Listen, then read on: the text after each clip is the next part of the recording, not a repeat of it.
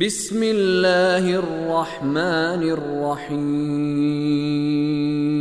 فيومئذ لا يعذب عذابه أحد ولا يوثق وثاقه أحد يا أيتها النفس المطمئنة ارجعي إلى ربك راضية مرضية فادخلي في عبادي وادخلي جنتي 25 فَيَوْمَئِذٍ لَا يُعَذِّبُ عَذَابَهُ أَحَد۔ اب اللہ خبردار فرما رہا ہے اس دن کہ دنیا میں دنیا میں اگر تمہارے پاؤں میں کانٹا بھی چبھ جائے، تکلیف تھوڑی سی بھی ہو جائے تو تم سے برداشت نہیں ہوتی، فوراً اس تکلیف کا مداوع کرنے کے لیے کوشش کرتے، اور دنیا کے تم سخت سے سخت سزا، ٹارچر، تکلیف کا تصور کر لو، اس سے بڑھ کر عذاب دے گا اللہ قیامت کے دن، ایسا عذاب دے گا کہ کسی نے ایسا عذاب کسی کو نہیں دیا ہوگا۔ 25 فَيَوْمَئِذٍ لَا يُعَذِّبُ عَذَابَهُ أَحَد، تو اس دن اللہ کے عذاب کی طرح کوئی عذاب دینے والا نہیں ہوگا۔ وَلَا يُوثِقُ وَثَاقَهُ أَحَد، اور اللہ کی طرح پکڑ میں لینے والا کوئی نہیں ہوگا۔ یعنی نہ تم نے ایسی گرفت کبھی دیکھی ہوگی جس طرح اللہ اس دن گرفت میں لے گا، اور نہ تم نے اتنا بڑا عذاب دیکھا ہوگا جس عذاب کا شکار اس دن قیامت کے دن اللہ کے نافرمان ہوں گے۔ یونیک ہوگا وہ، کوئی نہ ویسی پکڑ کر سکتا ہے اور کوئی نہ اللہ کی طرح کا عذاب کر سکتا ہے۔ اور خبردار کرنے کے بعد اب ایک انتہائی بہترین انداز میں، جو ترغیب کا انداز بھی ہے اور خوشخبری کا انداز بھی ہے ان کے لیے جنہوں نے دنیا میں صبر کیے، یتیموں کے خیال رکھے، مسکینوں کے خیال رکھے، حرام طریقے سے مال نہ کھایا، اللہ کی طرف سے چاہے کچھ لے لیا جاتا، لے کر آزمایا جاتا یا دے کر آزمایا جاتا، یہ اس کو آزمائش سمجھتے تھے اور اللہ سے ناراض نہیں ہوتے تھے، دونوں حالتوں میں اللہ کے شکر گزار رہتے تھے۔ ایسے انسان کا جب دنیا سے جانے کا وقت آتا ہے تو اسے کس الفاظ میں پکارا جاتا ہے؟ آیت نمبر 27 یا ایتھا النفس المطمئنہ، اے نفس مطمئنہ، جو میں نے صفات عرض کی، یعنی اللہ کا اطاعت گزار جب دنیا سے جانے لگتا ہے اس کو بلایا کیسے جاتا ہے؟ کفار مشرکین اللہ کے نافرمانوں کے بارے میں قرآن نے بیان کیا ہے، فرشتے ان کے منہ پر اور ان کے پشت پر مار رہے ہوں گے جب ان کی جان نکالیں گے، یضربون وجوہہم وادبارہم، چہروں پر بھی ماریں گے اور پشت پر بھی ماریں گے اور ان کی جانیں اس طرح نکال رہے ہوں گے۔ لیکن جب ایک حقیقی مومن کی، جو اللہ کا اطاعت گزار رہا، وقت موت آئے گا، اس کو کس طرح پکارا جائے گا؟ اللہ کی طرف سے یا ایتھا النفس المطمئنہ، اے وہ نفس کہ جو نفس مطمئنہ ہے، مطمئن اطمینان والا ہے۔ 28 ارجعی، واپس لوٹا، تجھے ایک محدود مدت کے لیے میں نے دنیا میں بھیجا تھا، جیسا میں نے تجھے دیکھنا چاہا تھا مختلف آزمائشوں میں، تو نے ویسا ہی کیا، اب مصیبتوں کا وقت ختم ہو گیا۔ ارجعی، تو میری طرف لوٹ آ، ارجعی الی ربک، اپنے رب کی طرف واپس لوٹ آ، راضیتاً، کس حالت میں؟ کیفیت کیا ہے؟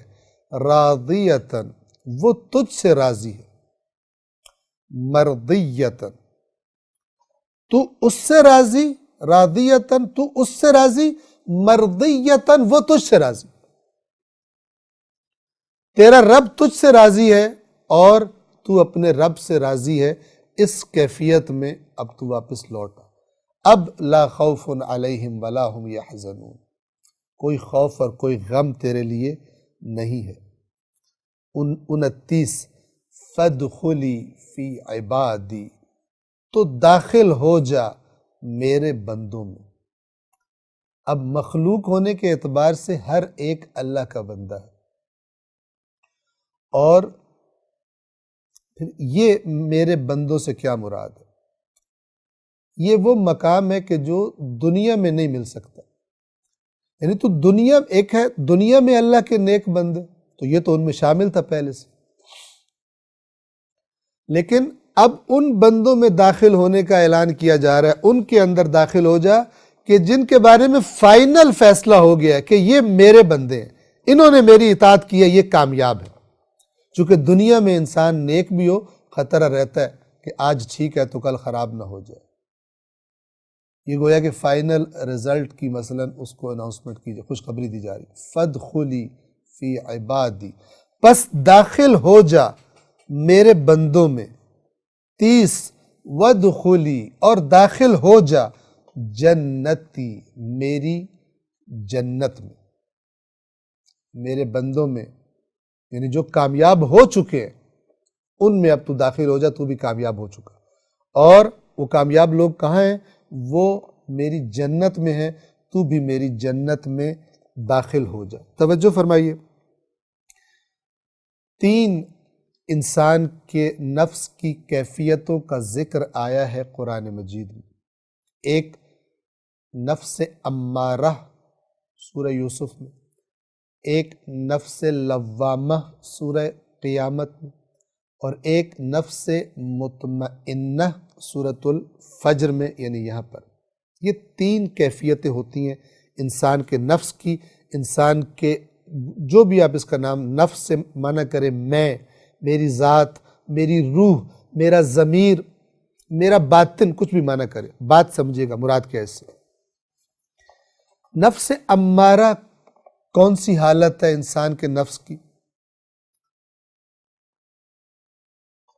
وہ حالت، وہ آواز نفس کی کہ جو انسان کو کہتی ہے اپنی خواہش پوری کر، جو لذت والی چیز تجھے سامنے نظر آ رہی ہے اس کو پکڑ لے، چاہے حلال ہے چاہے حرام ہے، چھوڑ اس کو، مزہ لے، انجوائے کر۔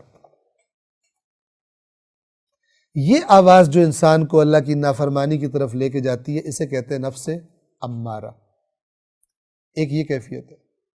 ایک وہ کیفیت ہے، ایک وہ آواز ہے کہ جو انسان کو ملامت کرتی ہے کہ یہ تو نے کیا کر دیا، کہ تجھے نہیں کرنا چاہیے تھا۔ یہ بھی انسان کے اندر کی آواز ہے، اسے کہتے ہیں نفس لوامہ۔ نفس مطمئنہ کون سی حالت ہے انسانی نفس کی؟ کہ جو حالت اطمینان پر پہنچ چکا ہے۔ کیسے پہنچا ہے؟ اس پر واضح ہو چکا ہے کہ یہ دنیا آزمائش کا گھر ہے، اور اس دنیا میں خدا کچھ دے تو بھی آزمائش ہے، اور خدا کچھ لے لے تو بھی آزمائش ہے۔ لہذا دونوں حالتوں میں اللہ کا شکر گزار ہے۔ یہ جو یا ایتھا النفس المطمئنہ کی آیت ہے، اسے امام حسین علیہ السلام پر تطبیق کیا جاتا ہے، اور وہ سردار ہیں ان لوگوں کے جن کو یہ کہہ کر پکارا جائے گا، پکارا جاتا ہے۔ کیوں؟ اس لیے کہ میدان کربلا میں جو آزمائش لی گئی، اپنے بھائی کو شہید ہوتے دیکھا، بھائیوں کو، اپنے بچوں کو، جوان بچوں کو، کم سن 6 ماہ کے بچے کو اپنے ہاتھوں پر تڑپتے ہوئے دیکھا، لیکن اللہ سے کوئی شکوہ نہیں کیا کہ یا اللہ جو میرے ساتھ ہو رہا ہے وہ نہیں ہونا چاہیے تھا۔ کیا فرماتے تھے؟ رضاً بقضائہ و تسلیما لامرہ، کہ اے اللہ تیرے فیصلے پر راضی ہوں اور تیرے حکم کی آگے سر تسلیم خم ہے۔ تیرا حکم تھا دین کی حفاظت، امر بالمعروف نہی عن المنکر، فاسق کو برداشت نہ کرنا امت کے سر پر۔ تیرا حکم تھا، تیرے حکم کے آگے حسین تسلیم ہوا، اب حسین کے ساتھ جو بھی ہو حسین راضی ہے۔ سمجھیں اس کو۔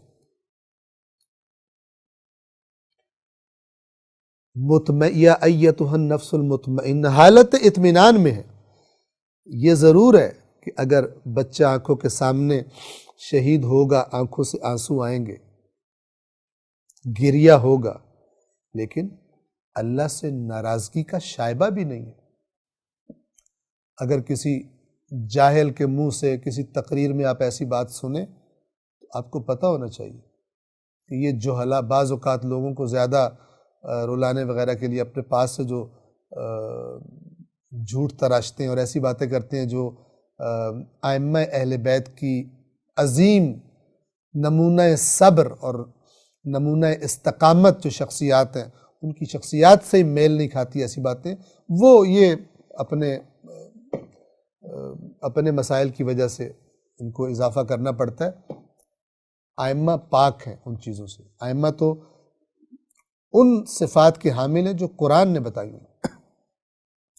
تو امام حسین مطمئن ہے، وہ گریہ کرنا اور دل کا بھر آنا اور تڑپنا وہ تو کمال ہے، انسان ہے، وہ تو انسانی صفات ہے کہ جو اللہ تعالیٰ نے رکھی ہیں، اور اگر وہ نہ ہو تو آزمائش کیسی؟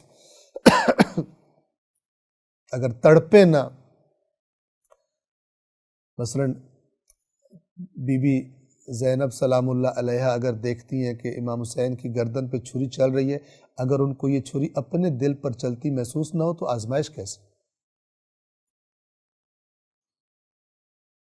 اگر پیاس محسوس نہ ہو، اگر بھوک محسوس نہ ہو، تو یہ ساری کی ساری یہ شدید ترین آزمائشیں اور تکلیفیں یہ گزر رہے ہیں، اور جو ظاہری اثرات ہونے وہ ہو رہے ہیں، لیکن دل میں خدا سے کوئی ناراضگی ہے؟ ہرگز نہیں۔ بس نفس مطمئنہ وہ ہے کہ جو دنیا کی حقیقت جو اللہ نے سمجھائی ہے اس کو سمجھ چکا ہے۔ اس دنیا میں مصیبتیں بھی آنی ہیں اور خوشیاں بھی آنی ہیں، دونوں آزمائشیں، دونوں میں ہوشیار رہتا ہے کہ کہیں میں خوشیوں میں غافل نہ ہو کر اللہ سے دور نہ ہو جاؤں۔ وہ سمجھتا ہے ہر چیز اللہ کی طرف سے ہے، لہٰذا اللہ کے ساتھ اپنا رابطہ قوی رکھتا ہے۔ دنیا آزمائش کا گھر ہے، میری آزمائشیں ہونی ہیں، لہٰذا دنیا میں مکمل سکون ڈھونڈتا ہی نہیں ہے۔ اسے پتہ چل چکا ہے کہ اصل سکون اللہ کے پاس ہے آخرت میں، یہ دنیا دائمی سکون کے لیے اللہ نے بنائی نہیں ہے۔ ادھر تو جس کے پاس سب کچھ ہے اس کو بھی آئے دن کوئی نہ کوئی ٹینشن ہوتی رہتی ہے، لہٰذا وہ اپنے اللہ کے ساتھ اس رابطے اور اس کائنات کی حقیقت سمجھنے کے بعد حالت اطمینان میں ہوتا ہے۔ اطمینان میں کیوں ہے؟ اس لیے کہ اپنے رب کی نافرمانی سے بچتا ہے، دونوں حالتوں میں، چاہے خوشی کی حالت ہو چاہے غم کی حالت میں۔